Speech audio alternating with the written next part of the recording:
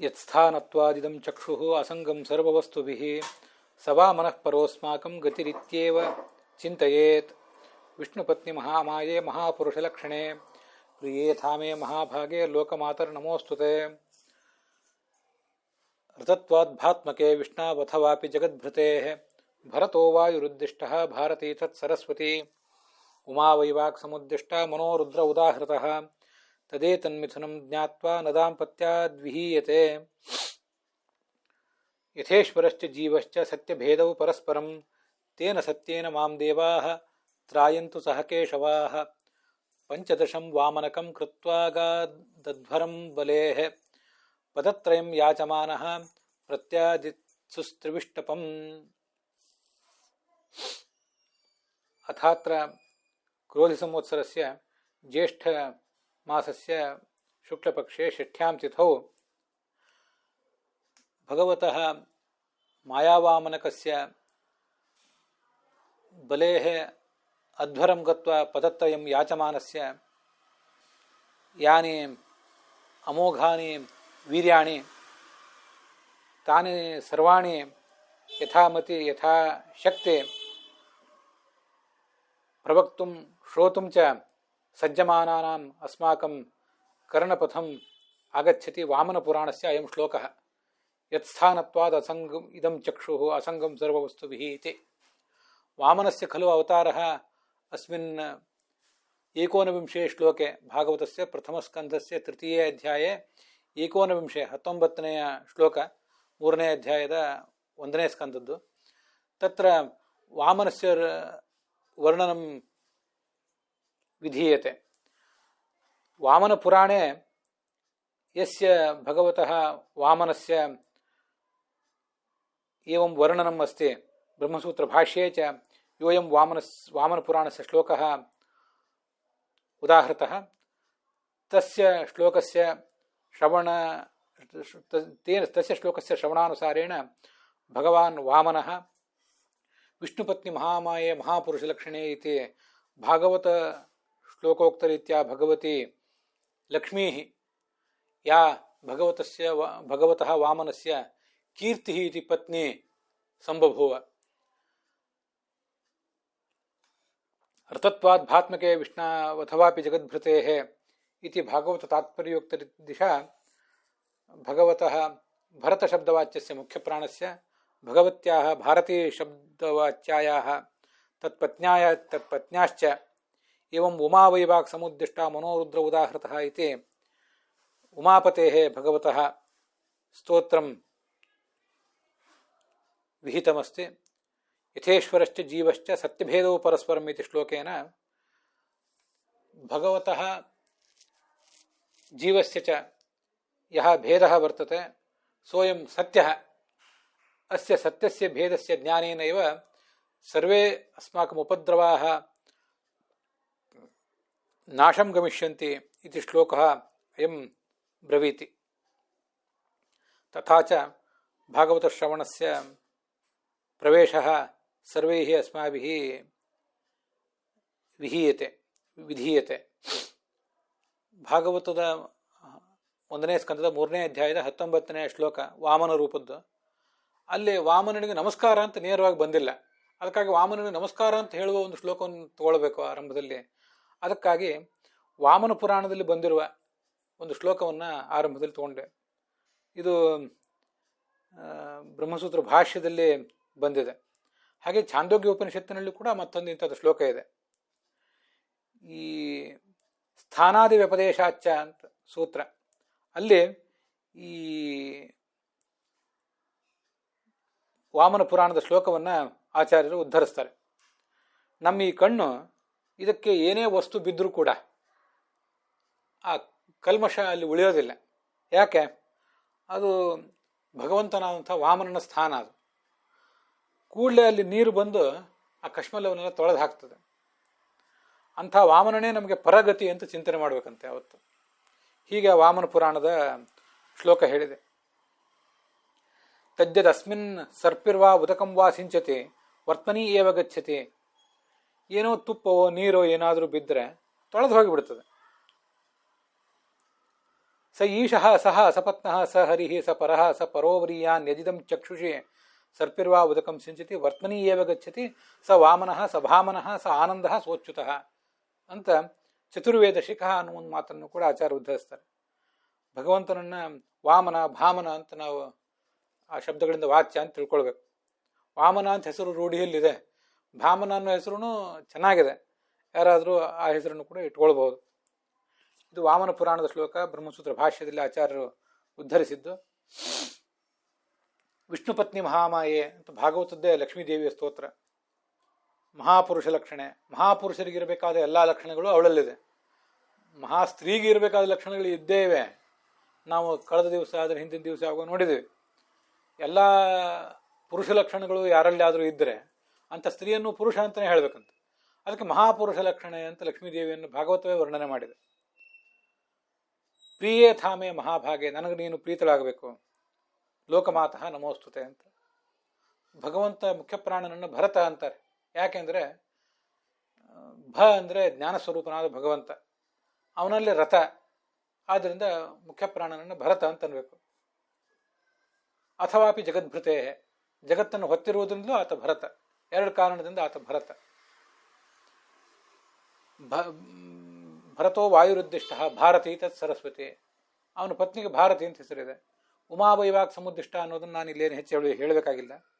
ಮನೋಭಿಮಾನಿಯಾದ ರುದ್ರ, ವಾಗಭಿಮಾನಿನಿಯಾದ ಸರಸ್ವತಿಯ, ವಾಗಭಿಮಾನಿನಿಯಾದ ಪಾರ್ವತಿಯ ಧ್ಯಾನದಿಂದ ನಮ್ಮ ದಾಂಪತ್ಯ ಅಧ್ಯಾತ್ಮದ ಮುಖವಾಗಿ ಸಾಗಬೇಕು ಅನ್ನೋ ಪ್ರಾರ್ಥನೆ ಮಾಡ್ಕೋಬೇಕು. ಯಥೇಶ್ವರಶ್ಚ ಜೀವಶ್ಚ ಸತ್ಯಭೇದವು ಪರಸ್ಪರಂ, ಇದೊಂದು ತುಂಬ ಮಹತ್ವದ ಶ್ಲೋಕ.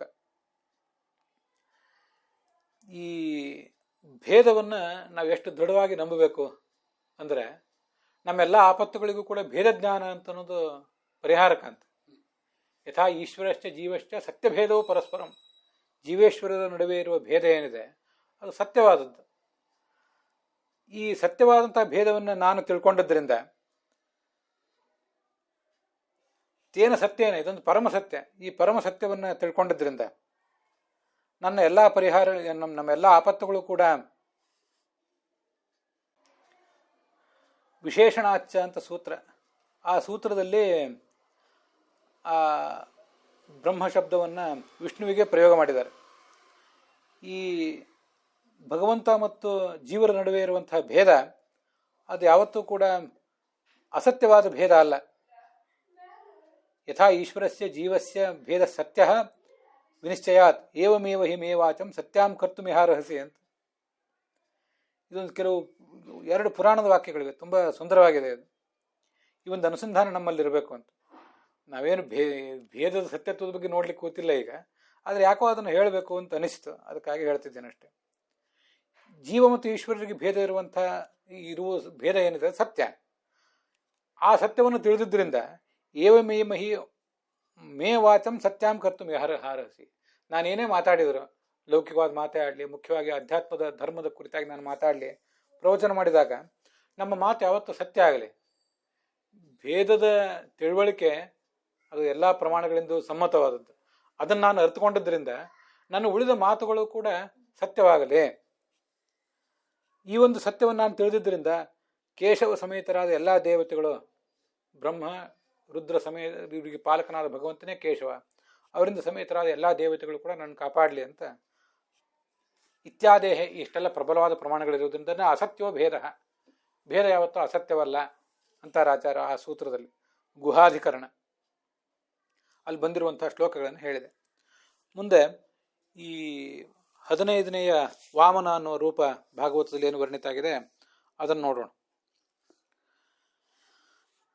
ಈ ಬಲಿಯ ಯಾಗಶಾಲೆಗೆ ಬಂದು ಅವನಿಂದ 3 ಲೋಕದ ಒಡೆತನವನ್ನು ಕಸಿದುಕೊಳ್ಳಬೇಕು ಅನ್ನೋ ಉದ್ದೇಶದಿಂದ 3 ಹೆಜ್ಜೆ ಸ್ಥಳವನ್ನು ಅವನಿಂದ ಬೇಡಿದ ಅಂತ ವಾಮನ ರೂಪ ಅದು. ಇದಕ್ಕೆ ವ್ಯಾಖ್ಯಾನಕಾರರು ವಿಶೇಷ ಅಂಶಗಳನ್ನೇನು ಹೇಳಿಲ್ಲ, ಆದರೆ ವಾಮನ ಅನ್ನೋ ಶಬ್ದ ತುಂಬ ಸುಂದರವಾಗಿದೆ, ಅದೊಂದಿಷ್ಟು ನಾವು ಜಿಜ್ಞಾಸೆ ಮಾಡಬೇಕಷ್ಟೇ. ಈಗ ಶ್ರೀಧರಿ ವ್ಯಾಖ್ಯಾನದಲ್ಲಿ ಹೀಗಿದೆ: ದುಷ್ಟಾನಾಂ ಮದಂ ವಾಮನಯತಿ ಇತಿ ವಾಮನಕಂ ರೂಪಂ ಹ್ರಸ್ವಂ ವಾ. ವಾಮನ ಅಂದ್ರೆ ಏನು? ಕುಳ್ಳ ಅಂತ ಅರ್ಥ. ಸಂಸ್ಕೃತದಲ್ಲಿ ಎಲ್ಲ ಭಾಷೆಗಳಲ್ಲೂ ಇವೆ ನಾಮಧಾತುಗಳು ಅಂತ ಕೆಲವಿರ್ತವೆ. ನಾಮಧಾತುಗಳು ಅಂದರೆ ಮೂಲತಃ ಧಾತು ಪುಸ್ತಕದಲ್ಲಿ ಆ ಧಾತುಗಳು ಇರೋದಿಲ್ಲ. ಆದರೆ ಆ ನಾಮಪದವನ್ನು ಧಾತುವನ್ನಾಗಿ ಬಳಕೆ ಮಾಡ್ಕೊಂಡು ಬಿಡ್ತಾರೆ. ಉದಾಹರಣೆಗೆ ನರಸಿಂಹತಿ ಅಂದರೆ ನರಸಿಂಹನಂತೆ ವರ್ತಿಸ್ತಾನೆ ಅಂತ. ಇಂಥವು ಕೆಲವು ಬೇರೆ ಬೇರೆ ಪ್ರಯೋಗಗಳನ್ನು ಮಾಡಿರ್ತಾರೆ. ಕೃಷ್ಣತಿ ಅಂದರೆ ಕೃಷ್ಣನಂತೆ ವರ್ತಿಸ್ತಾನೆ. ಇವೆಲ್ಲ ಕೆಲವು ಧಾತುಗಳು. ತದ್ವದ್ ಆಚರತಿ ತತ್ ಕರೋತಿ. ಆ ಥರನೇ ವರ್ತಿಸಿದರೆ, ಬೇರೆ ಯಾರೊಬ್ಬರಂತೆ ವರ್ತಿಸಿದರೆ, ಈಗ ಯಾರೊಬ್ಬರು ಪ್ರಸಿದ್ಧರಾದವರು ಆ ಥರ ವರ್ತಿಸಿದ್ದಾರೆ, ಅದರಂತೆ ಇವನು ವರ್ತಿಸಿದರೆ ಅದರ ಮೂಲಕ ನಾಮಧಾತುಗಳನ್ನು ಪ್ರಯೋಗ ಮಾಡಬಹುದು ಅಂತ ಒಂದು ವ್ಯವಸ್ಥೆ ಇದೆ. ಬೇರೆ ಭಾಷೆಗಳಲ್ಲಿಯೂ ಕೂಡ ನಾಮಧಾತುಗಳ ವ್ಯವಸ್ಥೆ ಇದ್ದೇ ಇದೆ. ವಾಮನ ಅಂತಂದ್ರೆ ಕುಳ್ಳ ಅಂತ ಅರ್ಥ, ಸಣ್ಣದು ಅಂತ ಅರ್ಥ, ನಮಗಿದು ಗೊತ್ತಿದೆ. ಈ ಭಗವಂತ ದುಷ್ಟರ ಮದವನ್ನ ವಾಮನಯತಿ, ಕುಳ್ಳ ಮಾಡ್ತಾನೆ, ಕಡಿಮೆ ಮಾಡ್ತಾನೆ ಅಂತ ಅರ್ಥ. ಆದ್ರಿಂದ ಅವನ ರೂಪಕ್ಕೆ ವಾಮನಕ ಅಂತ ಹೀಗೆ ರೂಪ ಅಂತ ವರ್ಣನೆ ಮಾಡ್ತಾರೆ. ಇಂಗ್ಲಿಷ್ನಲ್ಲೂ ಕೂಡ ಡ್ವಾರ್ಫ್ ಅಂತ ಒಂದು ಶಬ್ದ ಇದೆ. ಡ್ವಾರ್ಫ್ ಅಂದ್ರೆ ಕುಳ್ಳನೆ, ಆದರೆ ಅದನ್ನೇ ಕ್ರಿಯಾಪದವಾಗಿ ಮಾಡಿದರೆ ಡ್ವಾರ್ಫ್ಸ್ ಅಂತಂದ್ರೆ ಕಡಿಮೆ ಮಾಡ್ತಾನೆ, ಯಾವುದನ್ನಾದ್ರೂ ಯಾವುದಕ್ಕಾದ್ರೂ ಇರುವ ಮಹತ್ವವನ್ನು ಕುಗ್ಗಿಸ್ತಾನೆ ಅಂತ ಹೀಗೆ ಅದಕ್ಕೂ ಕೂಡ ಅರ್ಥ ಆಗ್ತದೆ. ಆ ಒಂದು ಸಾಮ್ಯ ಹೇಳಿದೆ ಅಷ್ಟೆ. ಇದು ಶ್ರೀಧರಿ ವ್ಯಾಖ್ಯಾನದಲ್ಲಿ ನಮಗೆ ಬಂದಿರುವಂಥ ವರ್ಣನೆ. ವಾಮನಕಂ ಕ ಅಂತಿದೆ. ಕ ಅಂತ ಯಾಕಿದೆ ಅಂತ ಆಮೇಲೆ ನೋಡೋಣ, ಇವ್ರು ಯಾರು ಹೇಳಿಲ್ಲ, ಆಮೇಲೆ ನೋಡೋಣ. ವಾಮನಾಖ್ಯಂ ಪಂಚದಶಂ ಉಪಕೃತ್ವ ಬಲೇಹೆ ಅಧ್ವರಂ ಯಜ್ಞವಾಟಂ ಅಗಾತ್. ಮೂರು ಲೋಕವನ್ನು ಬಲಿ ಇಂದ್ರನಿಂದ ಏನು ಕಸಿದುಕೊಂಡಿದ್ದ ಅದನ್ನ ಮತ್ತೆ ಅವನಿಂದ ತಗೊಳ್ಬೇಕಾಗಿತ್ತು ಅಂತ ಹೀಗದರ ಅರ್ಥ. ವಿಜಯಧ್ವಜರ ವ್ಯಾಖ್ಯಾನದಲ್ಲಿ ತ್ರಿವಿಷ್ಟಪಂ ತ್ರೈಲೋಕ್ಯಂ ಪ್ರತ್ಯಾದಿತ್ಸುಹು ಅಂತ ಅಷ್ಟೇ ಅರ್ಥ ಹೇಳಿದ್ದಾರೆ. ವಿಶೇಷ ಅರ್ಥವನ್ನೇನು ಅಲ್ಲಿ ಹೇಳಿಲ್ಲ ಅವರು ಕೂಡ. ಸಹ ಪದ್ಮನಾಭ, ಮೂಲ ಪದ್ಮನಾಭ ರೂಪದ ಭಗವಂತ ಏನಿದ್ದಾನೆ ಅವನೇ ಈ ಅನೇಕ ರೂಪಗಳನ್ನು ತಾಳಿದ್ದಾನೆ. ವಾಮನಾನು ರೂಪವನ್ನ ತಾಳಿದ್ದು ಕೂಡ ಅವನೇ ಅಂತ ಅದರ ತಾತ್ಪರ್ಯ.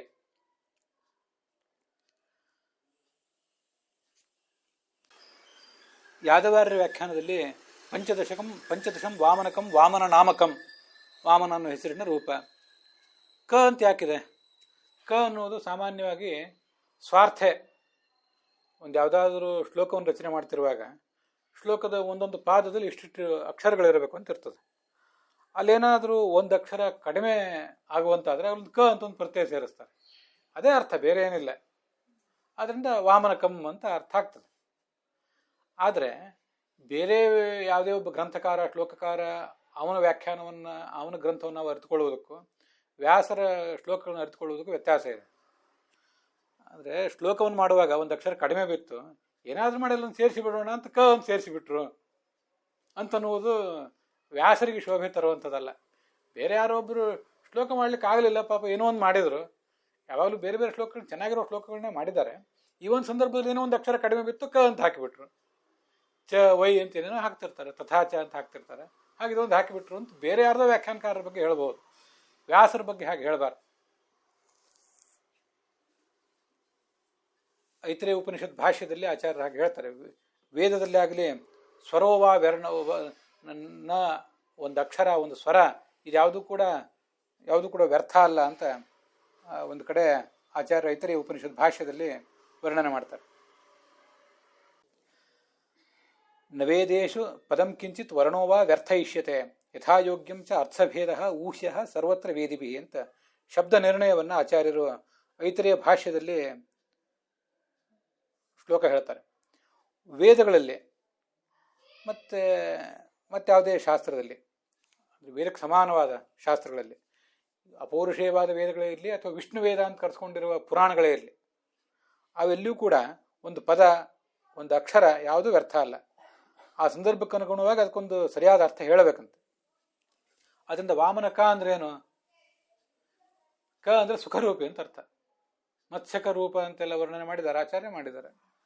ಮತ್ತು ಆಚಾರ್ಯರ ಗುರುಗಳಾದಂಥ ವ್ಯಾಸರಂತೂ ಅಂಥ ಒಂದು ನಿರ್ದಿಷ್ಟ ಅರ್ಥವನ್ನು ಇಟ್ಕೊಂಡೇ ಇರ್ತಾರೆ. ಉಳಿದ ವಾಮನರು ಈ ಜಗತ್ತಿನಲ್ಲಿ ಚಿಕ್ಕ ಹುಡುಗರೇನಿದ್ದಾರೆ, ಆ ಬಾಲ್ಯದ ಕಾರಣದಿಂದಾಗಿ ಒಂದಿಷ್ಟು ಸುಖ ಒಂದಿಷ್ಟು ದುಃಖ ಎಲ್ಲ ತಾವು ಅನುಭವಿಸ್ತಿರ್ತಾರೆ. ಮತ್ತು ಅವರಿಂದಾಗಿ ಉಳಿದವರು ಕೂಡ ಸುಖ ದುಃಖ ಎಲ್ಲವನ್ನೂ ಹೊಂದುತ್ತಿರ್ತಾರೆ. ಇವನು ಮಾತ್ರ ಯಾವತ್ತೂ ಸುಖರೂಪನಾದವನೇ. ಅವನು ವಾಮನನಾಗೇ ಇರಲಿ, ಯುವಕನಾಗೇ ಇರಲಿ, ಮುದುಕನಾಗೇ ಇರಲಿ, ವೃದ್ಧನಾಗೇ ಇರಲಿ, ಏನೇ ಇರಲಿ, ಅವನು ಸುಖರೂಪನೇ. ಅವನಿಂದಲೂ ಇನ್ನೊಬ್ಬರಿಗೆ ಸುಖನೇ. ಆದ್ದರಿಂದ ಆತ ವಾಮನಕ ಅಂತ ಹೀಗದರ ಅರ್ಥ. ಕೋಶಗಳಲ್ಲಿ ಈ ವಾಮನ ಅನ್ನೋ ಶಬ್ದಕ್ಕೆ ಏನು ಅರ್ಥ ಇದೆ ಅದನ್ನು ಒಂದು ಕಡೆ ನಾನು ನೋಡಿದೆ. ವಾಮನ ಅಂತಂದರೆ ನಾವು ದುಷ್ಟರ ಮದವನ್ನು ನಾಶ ಮಾಡುವವನು ಅನ್ನೋ ಅರ್ಥ ನಾವೀಗಾಗಲೇ ನೋಡಿದ್ವಿ. ಕೋಶಗಳಲ್ಲಿ ವಾಮಯತಿ ವಾಂತಿ ಮಾಡಿಸ್ತಾನೆ ಅಂತ ಇನ್ನೊಂದು ಅರ್ಥ ಇದೆ. ದುಷ್ಟರ ಮದವನ್ನೆಲ್ಲ ವಾಂತಿ ಮಾಡಿಸ್ತಾನೆ. ದುಷ್ಟರಲ್ಲಿ ಏನಾದರೂ ಮದ ಇದ್ದರೆ ಅವ್ರ ಹತ್ರ ಹೋಗಿ ವಾಂತಿ ಮಾಡ್ತಾನೆ ಅಂತ ಹೇಳೋದಕ್ಕಿಂತ ನಾವು ಕನ್ನಡದಲ್ಲಿ ಕಕ್ಕಿಸ್ತಾನೆ ಅಂತ ಒಂದು ಶಬ್ದ ಪ್ರಯೋಗ ಮಾಡ್ತೀವಿ. ತಿಂದ ದುಡ್ಡೆಲ್ಲ ಕಕ್ಕುವಂತೆ ಮಾಡಿದರು ಅಂತ. ಏನೇನೋ ಒಂದು ಹಣ ಸಂಪಾದನೆ ಮಾಡಿದ್ದ ಅನ್ಯಾಯದಿಂದ ಅದನ್ನೆಲ್ಲ ಕಕ್ಕಿಸಿದ ಅಂತ ಹೀಗೆ ಅರ್ಥ ಹೇಳ್ತಾರೆ. ಆದ್ದರಿಂದ ವಾಮಯತಿ ಅಂದರೆ ಎಲ್ಲವನ್ನೂ ಕಕ್ಕಿಸ್ತಾನೆ. ಸಂಸಾರದ ಮದ ದುರ್ಜನರಿಗಂತೂ ಮಾಡಿಯೇ ಮಾಡ್ತಾನೆ ತಕ್ಕ ಶಾಸ್ತಿ. ಸಜ್ಜನರಿಗೂ ಕೂಡ ಸಂಸಾರದಲ್ಲಿ ಇದ್ದದ್ರಿಂದಾಗಿ ಅವ್ರಿಗೊಂದು ಏನು ದುರಹಂಕಾರ ಅಜ್ಞಾನ ಇತ್ಯಾದಿಗಳು ಬಂದಿವೆ, ಆ ಥರ ಅವರನ್ನು ಆ ದುರ್ಗುಣಗಳಿಂದ ರಹಿತರನ್ನಾಗಿ ಮಾಡ್ತಾನೆ, ಸಂಸಾರದ ಮದವನ್ನು ಇಳಿಸ್ತಾನೆ ಅಂತ ಹಾಗೂ ಒಂದು ಅರ್ಥನೂ ಕೂಡ ಹೇಳಿದ್ದಾರೆ. ಇದು ವಾಮನ ಅನ್ನೋ ಶಬ್ದಕ್ಕೆ ನಾವು ಚಿಂತನೆ ಮಾಡಬೇಕಾದಂಥ ಅರ್ಥ. ಸ್ಥಳೇಚ ಮಾಯಾ ವಟು ವಾಮನೋ ವ್ಯಾತ್. ನಾರಾಯಣ ವರ್ಮದಲ್ಲಿ ಹೀಗಿದೆ, ಈ ಮಾಯಾವಟುವಾದಂತಹ ಮಾಯಾಮಾಣವಕನಾದಂತಹ ಭಗವಂತ ಸ್ಥಳದಲ್ಲಿ ಆಕಾಶದಲ್ಲಿ ಒಬ್ಬರು ರಕ್ಷಿಸಬೇಕು, ಒಂದೊಂದು ಕಡೆ ಒಬ್ಬೊಬ್ಬರು ರಕ್ಷಿಸಬೇಕು ಅಂತಿದೆ. ಸ್ಥಳ ಅಂದರೆ ಹೆಚ್ಚು ಕಡಿಮೆ ಭೂಮಿಯೇ. ಭೂಮಿಯಲ್ಲಿ ಆ ಮಾಯಾವಟುವಾದಂಥ ವಾಮನ ನಮ್ಮನ್ನು ರಕ್ಷಿಸಬೇಕು ಅಂತ ಅಲ್ಲಿ ಪ್ರಾರ್ಥನೆ ಇದೆ. ಮುಂದೆ ಏನಿದೆ ನಾರಾಯಣ ವರ್ಮದಲ್ಲಿ, ಸ್ಥಳೇಚ ಮಾಯಾವಟ ವಾಮನೋವ ತ್ರಿವಿಕ್ರಮೋವ್ಯ ಖೇ ತ್ರಿವಿಕ್ರಮ ಖೇವತು ವಿಶ್ವರೂಪ. ವಿಶ್ವರೂಪನಾದ ತ್ರಿವಿಕ್ರಮ ನಮ್ಮನ್ನು ಆಕಾಶದಲ್ಲಿ ಕಾಪಾಡಲಿ ಅಂತ. ಇವನು ಆಚಮನ ಮಾಡುವಾಗಲೂ ಕೂಡ ವಾಮನಾಯ ನಮಃ ತ್ರಿವಿಕ್ರಮಾಯ ನಮಃ ಅಂತ ಹೇಳ್ತಿರ್ತೇವೆ. ವಾಮನನ ಮುಂದಿನ ರೂಪವೇ ಅದೇ ತ್ರಿವಿಕ್ರಮ. ಇಲ್ಲಿ ಅದ್ರ ಬಗ್ಗೆ ಬಂದಿಲ್ಲದೆ ಇರಬಹುದು, ಆದರೆ ಅವನೇ ತ್ರಿವಿಕ್ರಮ. ಈ ನೆಲದಲ್ಲಿ ನಮ್ಮನ್ನು ವಾಮನ ಕಾಪಾಡಬೇಕು, ಮುಗಿಲಿನಲ್ಲಿ ತ್ರಿವಿಕ್ರಮ ನಮ್ಮನ್ನು ಕಾಪಾಡಬೇಕು ಅಂತ ಹೀಗದರ ಅರ್ಥ. ಇಲ್ಲಿ ಪದತ್ರಯಂ ಯಾಚಮಾನ ಅಂತ ಬಂದಿದೆ. ಪದತ್ರಯಂ ಯಾಚಮಾನ ಅಂತ ಬಂದಿದ್ದರಿಂದ ಅವನೇ ತ್ರಿವಿಕ್ರಮ, 3 ಹೆಜ್ಜೆಗಳನ್ನು ಇಟ್ಟವನು, ಬೇಡದವನಾದ್ದರಿಂದ ಅವನನ್ನೇ ತ್ರಿವಿಕ್ರಮ ಅಂತ ಹೀಗೆ ನಾವು ತಿಳ್ಕೊಳ್ಬೇಕು. ಅದರ ನಂತರ ಅವತಾರೆ ಷೋಡಶಮೇ ಯಚ್ಛನ್ ಬ್ರಹ್ಮದ್ರುಹೋ ನೃಪಾನ್ ತ್ರಿಸಪ್ತಕೃತ್ವ ಕುಪಿತಃ ನಿಕ್ಷತ್ರ ಮಕರೋನ್ ಮಹೀಂ ಅಂತ ಇದು ಪರಶುರಾಮನ ಧ್ಯಾನ ಇದೆ. 21 ಬಾರಿ ಎಲ್ಲ ಕಡೆ ಸಂಚಾರ ಮಾಡಿದ. ಕಾರ್ತವೀರ್ಯ ಮೊದಲಾದ ರಾಜರೇನಿದ್ದಾರೆ, ಜ್ಞಾನಿಗಳಿಗೆ ಬ್ರಹ್ಮಜ್ಞಾನಿಗಳಿಗೆ ದ್ರೋಹ ಮಾಡಿದ ರಾಜರು, ಅವರನ್ನೆಲ್ಲ ಸದೆ ಪಡೆದ. ಕ್ಷತ್ರಿಯರಿಗೆ ತಮ್ಮ ಸಂತಾನ ಮುಂದುವರಿಲಿಕ್ಕೆ ಒಂದು ಸಂಚಕಾರ ಬಂದ್ಬಿಟ್ಟಿತ್ತು. ಅಂಥ ಪರಿಸ್ಥಿತಿಯನ್ನು ತಂದೊಡ್ಡಿದ ಆ ಪರಶುರಾಮ ಅಂತ ಅಲ್ಲಿ ವರ್ಣನೆ ಇದೆ. ಷೋಡಶಮೇ ಅವತಾರೆ ವಿಜಯಧ್ವಜರ ವ್ಯಾಖ್ಯಾನದಲ್ಲಿ ಜಮದಗ್ನಿಯ ಮಗನಾಗಿ ಆ ಬ್ರಾಹ್ಮಣ ದ್ರೋಹಿಗಳಾದ ರಾಜರನ್ನೆಲ್ಲ ದಂಡಿಸಿದ. 21 ಬಾರಿ ಸಂಚಾರ ಮಾಡಿದ. ಕುಪಿತಃ ಇತಿ ಕುಪಿತಾಕಾರಂ ದರ್ಶಯನ್ ನತು ಕುಪಿತಃ. ವಾಸ್ತವಿಕವಾಗಿ ಅವನಿಗೆ ಕೋಪ ಏನು ಬಂದಿರಲಿಲ್ಲ ಅಂತ ವಿಜಯಧ್ವಜರು ಮತ್ತು ಯಾದವಾರ್ಯರು ವ್ಯಾಖ್ಯಾನ ಮಾಡ್ತಾರೆ. ಕುಪಿತಃ ಪ್ರತೀಪ ಬುದ್ಧಿಮಾನ್ ನತು ಪ್ರಸಿದ್ಧ ಕೋಪಯುಕ್ತ ತಸ್ಯ ತಾಮಸಸ್ಯ ಭಗವತಿ ಅಭಾವಾತ್ ಅಂತ ಯಾದವಾರ್ಯರು ಕೂಡ ಹೇಳ್ತಾರೆ. ಅದ್ರ ಬಗ್ಗೆ ಒಂದಿಷ್ಟು ನಾನು ವಿಮರ್ಶೆ ಹೇಳ್ತೇನೆ. ವಿಜಯಧ್ವಜರು ಹೇಳ್ತಾರೆ, ಈ ನಹಿ ಈಶ್ವರಸ್ಯ ಕೋಪ ಸಂಭವತಿ ಅಶಕ್ತಸ್ಯ ಹಿ ಸಹ. ಯಾರು ಅಶಕ್ತರಾದವರಿಗೆ ಸಿಟ್ಟು ಬರ್ತಿರ್ತದೆ. ಸರ್ವಸಮರ್ಥನಾದ ಭಗವಂತನಿಗೆ ಕೋಪ ಯಾಕೆ ಬರಬೇಕು? ಆದ್ದರಿಂದ ಕೋಪದ ಆಕಾರವನ್ನು ತೋರಿಸಿದ ಹೊರತು ಕೋಪ ಅವನಿಗೆ ವಾಸ್ತವಿಕವಾಗಿ ಬಂದಿಲ್ಲ ಅಂತ. ಕಾಮಕ್ರೋಧಸ್ತಥಾ ಲೋಭ ತಸ್ಮಾದೇತತ್ರಯಂ ತ್ಯಜೇತ್ ಇತಿ ಹೇಯತ್ವಾತ್ ತಸ್ಯ. ಭಗವದ್ಗೀತಾದಲ್ಲಿ ಕಾಮಕ್ರೋಧಸ್ತಥಾ ಲೋಭ ತಸ್ಮಾದೇತತ್ರಯಂ ತ್ಯಜೇತ್ ಅಂತ ಕಾಮ ಕ್ರೋಧ ಲೋಭ ಇತ್ಯಾದಿಗಳನ್ನು ಬಿಟ್ಟು ಬಿಡಬೇಕು ಅಂತ ವರ್ಣನೆ ಮಾಡಿದ್ದಾರೆ. ಆದ್ದರಿಂದ ಅವನಿಗೆ ವಾಸ್ತವಿಕ ಕೋಪ ಬಂದಿರಲಿಲ್ಲ, ಅವನು ಕೋಪದ ಆಕಾರವನ್ನು ಮಾತ್ರ ತೋರಿಸಿದ ಅಂತ ವರ್ಣನ. ಇದು ವಿಜಯಧ್ವಜರ ಅಭಿಪ್ರಾಯ. ಕುಪಿತ ಅಂದರೆ ಏನರ್ಥ? ಪ್ರತೀಪ ಬುದ್ಧಿಮಾನ್. ಕೋಪ ಬಂದಿತ್ತು ಅಂತ ಅರ್ಥ ಅಲ್ಲ, ನಮಗೆಲ್ಲ ಕೋಪ ಬರ್ತದಲ್ಲ ಹಾಗೆ ಕೋಪ ಬಂತು ಅಂತ ಅರ್ಥ ಅಲ್ಲ. ಅವ್ರನ್ನೊಂದು ಸದೆ ಬಡಿಬೇಕು. ದುಷ್ಟರಾದ ರಾಜರಿಗೆ ಪ್ರತೀಪ ಮಾಡಬೇಕು, ತಕ್ಕ ಶಾಸ್ತಿ ಮಾಡಬೇಕು. ಪ್ರತೀಪ ಮಾಡುವುದು ಅಂದರೆ ಬುದ್ಧಿ ಕಲಿಸೋದು, ಹೀಗೆ ಅರ್ಥ. ಆ ಕೋಪ ಅನ್ನೋದು ತಾಮಸ, ಅದು ಭಗವಂತನಲ್ಲಿ ಇರೋದಿಲ್ಲ. ಇಷ್ಟು ಯಾದವಾರ್ಯರ ವ್ಯಾಖ್ಯಾನ ಇದೆ. ಇದ್ರ ಬಗ್ಗೆ ನಂದೊಂದಿಷ್ಟು ವಿಮರ್ಶೆ ಇದೆ. ಭಗವಂತನಿಗೆ ಕ್ರೋಧ ಇಲ್ಲ ಅಂತ ಯಾಕೆ ಹೇಳಬೇಕು? ಪ್ರಾಕೃತವಾದ ಕ್ರೋಧ ಇಲ್ಲ ಅಂತ ಒಪ್ಪೋಣ, ಪ್ರಾಕೃತವಾದ ಯಾವ ಗುಣವೂ ಇಲ್ಲ. ಆದರೆ ಅಪ್ರಾಕೃತವಾದ ಕ್ರೋಧ, ಅಪ್ರಾಕೃತವಾದ ಕರುಣೆ, ಅಪ್ರಾಕೃತವಾದ ಆನಂದ ಅವನಲ್ಲಿ ಯಾಕಿರಬಾರ್ದು? ಅದಕ್ಕೆ ಆಧಾರವೂ ಇದೆ. ಐತರೇಯ ಉಪನಿಷತ್ ಭಾಷ್ಯದಲ್ಲಿ ಕ್ರೋಧ ಕ್ಷಮಾತ್ಮಕೋ ಯಸ್ಯ ಚಿದಾನಂದಾತ್ಮಕಸ್ತಥಾ, ಅದು ಜ್ಞಾನಾನಂದಾತ್ಮಕವಾದ ಕ್ರೋಧ ಭಗವಂತನಿಗಿದೆ, ಅದು ಕ್ಷಮಾತ್ಮಕವಾದದ್ದು ಆಗಿದೆ. ಭಗವಂತ ಕೋಪ ಮಾಡಿದ ಅಂದರೆ ನಮ್ಮ ಅಪರಾಧಗಳನ್ನು ಕ್ಷಮಿಸ್ಲಿಕ್ಕಾಗಿ ಮಾಡಿರ್ತಾನೆ ಅಂತ ಅದರ ಅರ್ಥ. ಕಾರ್ತವೀರ್ಯಾರ್ಜುನ ಅವನು ಭಕ್ತನೇ. ಹಿಂದೆ ಇದೇ ಕಾರ್ತವೀರ್ಯಾರ್ಜುನನೇ ದತ್ತನ ಹತ್ರ ಯೋಗಶಾಸ್ತ್ರ ಇತ್ಯಾದಿಗಳನ್ನು ಕಲಿತು 1000 ಬಾಹುಗಳನ್ನು ಪಡ್ಕೊಂಡಿದ್ದ. ಮತ್ತೆ ಹರಿವಂಶ ಹೇಳುವಂತೆ ನನ್ನಲ್ಲಿ ಯಾವತ್ತಾದರೂ ಅಧರ್ಮ ಬುದ್ಧಿ ಬಂದರೆ ದೊಡ್ಡವನಾದವನು ನನ್ನನ್ನು ದಂಡಿಸಲಿ ಅಂತ ಒಂದು ಪ್ರಾರ್ಥನೆಯನ್ನು ಕೂಡ ಮಾಡಿದ್ದ. ಕಾರ್ತವೀರ್ಯಾರ್ಜುನ ಅವನು ಭಕ್ತನೇ. ಆದ್ದರಿಂದ ಅಂಥವನ ಬಗ್ಗೆ ಅವನೊಂದು ಕರುಣೆನೇ ಭಗವಂತನಿಗೆ. ಕೋಪ ಮಾಡಿಕೊಂಡು ಅವನ ಬಗ್ಗೆ ಕರುಣೆ ಇರೋದ್ರಿಂದಲೇ ಅವನನ್ನು ಕ್ಷಮಿಸಬೇಕು ಅನ್ನೋ ಉದ್ದೇಶ ಇರೋದ್ರಿಂದಲೇ ಕ್ರೋಧ ಮಾಡ್ಕೊಂಡಿದ್ದಾನೆ. ಆದ್ದರಿಂದ ಕ್ರೋಧ ಅಂತ ಬಂದಾಗೆಲ್ಲ ಅದು ತಾಮಸ ಕ್ರೋಧವೇ ಆಗಬೇಕಾಗಿಲ್ಲ. ಭಗವಂತನಲ್ಲಿ ತಾಮಸ ಕ್ರೋಧ ಇದೆ ಅಂತ ಯಾರೂ ಹೇಳೋದೂ ಇಲ್ಲ, ಯಾವ ಆಸ್ತಿಕರು ಹೇಳೋದೂ ಇಲ್ಲ. ನಾಸ್ತಿಕರಾದವರು ಬೇರೆ ಯಾರಾದರೂ ಏನಾದ್ರು ಹೇಳ್ಯಾರ.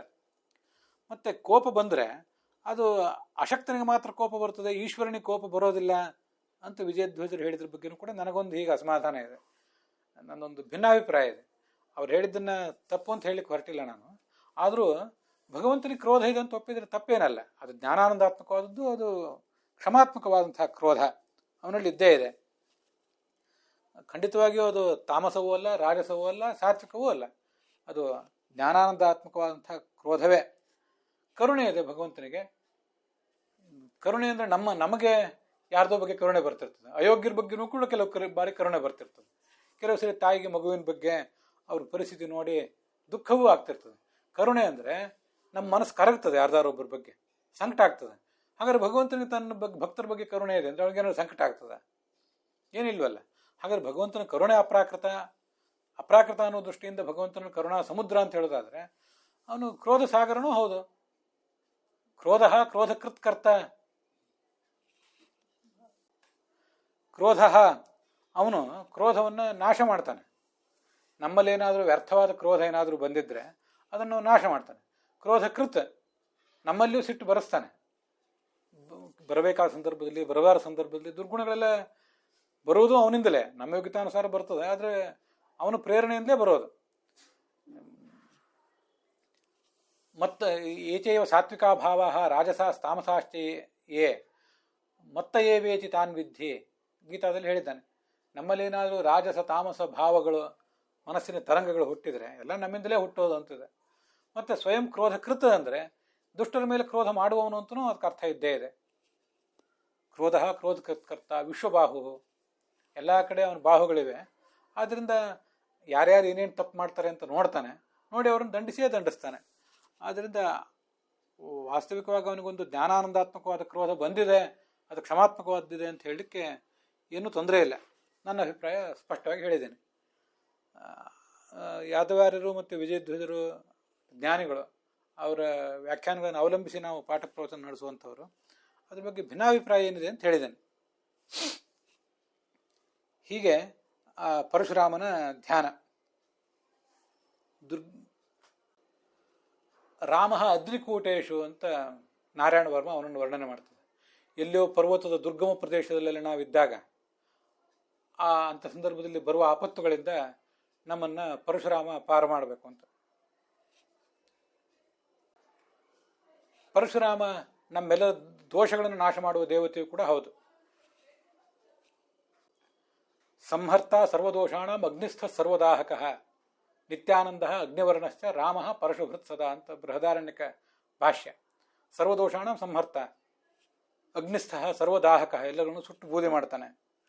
ಗಾಯತ್ರಿಯ ಮೊದಲ ಅಕ್ಷರ ತತ್ ಅನ್ನೋಲ್ಲಿ ತ ಅಂತೇನಿದೆ, ಅದರಿಂದ ವಾಚ್ಯ ಅವನು. ಗಾಯತ್ರ್ಯಾಸ್ತು ಪರಿಜ್ಞಾನಂ ಜ್ಞಾತೆ ಮುಖಗತೆ ಹರವು ಸಫಲಂ ಭವೇತ್. ಗಾಯತ್ರಿ ಜಪ ಮಾಡಿದ್ದು ಅದರ ಅರ್ಥವನ್ನು ತಿಳ್ಕೊಂಡಿದ್ದಿಲ್ಲ, ಯಾವಾಗ ಸಫಲ ಆಗ್ತದಂದ್ರೆ ಆ ಮುಖ ಅಂದರೆ ತದಿಂದ ಅವನು ವಾಚ್ಯ ಅಂತ ಅನ್ನೋದನ್ನು ತಿಳ್ಕೊಂಡಾಗ ಸಫಲ ಆಗ್ತದೆ ಅಂತದೆ. ಆದ್ರಿಂದಲೇ ಪರಶುರಾಮ ಸರ್ವದೋಷ ಸಂಹಾರಕ. ಆದ್ರಿಂದಲೇ ಗಾಯತ್ರಿಯ ಜಪದ ಅನುಷ್ಠಾನದಿಂದ, ಪ್ರತಿಗ್ರಹದಿಂದ ಇತ್ಯಾದಿಯಿಂದ ಬಂದಿರುವ ದೋಷಗಳೆಲ್ಲ ಪರಿಹಾರ ಆಗ್ತವೆ ಅಂತ ವರ್ಣನೆ ಮಾಡ್ತಾರೆ. ಧನಸ್ಯ ದೇವತಾ ವಿಷ್ಣು, ಅವನು ಧನದ ದೇವತೆಯು ಕೂಡ ಹೌದು. ಕಳೆದ ದಿವಸನೂ ಧರಣಿಧರ ಇತ್ಯಾದಿ ಶಬ್ದಗಳಿಂದ ನಾವು ಪರಶುರಾಮನನ್ನು ಧ್ಯಾನ ಮಾಡಿದ್ದೇವೆ. ಈಗ ಕೂಡ ಪರಶುರಾಮನ ಧ್ಯಾನ ಮಾಡ್ತಿದ್ದೇವೆ. ಮತ್ತೆ ಭಾಗವತ ತಾತ್ಪರ್ಯ ಹೇಳುವಂತೆ ಸರ್ವತ್ರ ಸರ್ವಕೃತ್ಯಾಪಿ, ಎಲ್ಲ ರೂಪಗಳಿಂದಲೂ ಎಲ್ಲವನ್ನೂ ಮಾಡಬಲ್ಲ. ಹಯಗ್ರೀವಾದಿ ರೂಪಕ ಜ್ಞಾನಾದಿ ರಕ್ಷಕ, ಹಯಗ್ರೀವ ಮೊದಲಾದ ರೂಪಗಳಿಂದ ಜ್ಞಾನವನ್ನು ರಕ್ಷಿಸ್ತಾನೆ. ಜಾಮದಜ್ಞಾದಿ ರೂಪವಾನ್ ಜ್ಞಾನಾದ್ಯುತ್ಪಾದಕ, ಪರಶುರಾಮ ರೂಪದಿಂದ ಜ್ಞಾನವನ್ನು ಕೊಡ್ತಾನೆ ಅಂತಿದೆ. ಹೀಗೆ ಪರಶುರಾಮ ದೋಷವನ್ನು ನಾಶ ಮಾಡ್ತಾನೆ, ಮತ್ತೆ ಜ್ಞಾನವನ್ನು ಕೊಡ್ತಾನೆ, ಧನವನ್ನು ಕೂಡ ಕೊಡ್ತಾನೆ. ಇಂಥ ಎಲ್ಲ ವರ್ಣನೆಗಳು, ಇಂಥವೆಲ್ಲ ಗುಣಗಳು ಆ ಪರಶುರಾಮನಲ್ಲಿ ನಾವು ಧ್ಯಾನಿಸಬೇಕಾದಂಥ ಗುಣಗಳು. ಹೀಗೆ ಆ ಪರಶುರಾಮ ಅವತಾರದ ಕಥೆಯನ್ನು ಕೂಡ ನಾವು ಕೇಳಿದ್ದೀವಿ. ರಾಧಾಕೃಷ್ಣರ ವ್ಯಾಖ್ಯಾನದಲ್ಲಿ ಅದಕ್ಕೆಲ್ಲ ಈ ವಾಮನಾವತಾರಕ್ಕೆ ಪರಶುರಾಮ ಅವತಾರಕ್ಕೆ ಒಂದು ಸಂಕೇತಗಳನ್ನು ಹೇಳ್ತಿರ್ತಾರೆ. ಈ ದ್ರವ್ಯ ಅಂದರೆ ವಸ್ತುಗಳು, ಶಕ್ತಿ ಮತ್ತು ಪ್ರಜ್ಞಾ, ಇವುಗಳ ಮೂಲಕ ಮಾನವರನ್ನು ಸೃಷ್ಟಿ ಮಾಡುವುದು. ಇದಕ್ಕೆ ಸಂಕೇತ ಪದತ್ರಯ ಯಾಚನ. 3 ಹೆಜ್ಜೆಗಳನ್ನು ಬೇಡುವುದು ಅಂದ್ರೆ ಏನು? ಮಾನವನ ಸೃಷ್ಟಿ ಮಾಡುವುದಂತೆ. ಮಾನವೇ ಜೀವಭಾವನಾಯ ಪ್ರತೀಕ ಬಲಿಹಿ.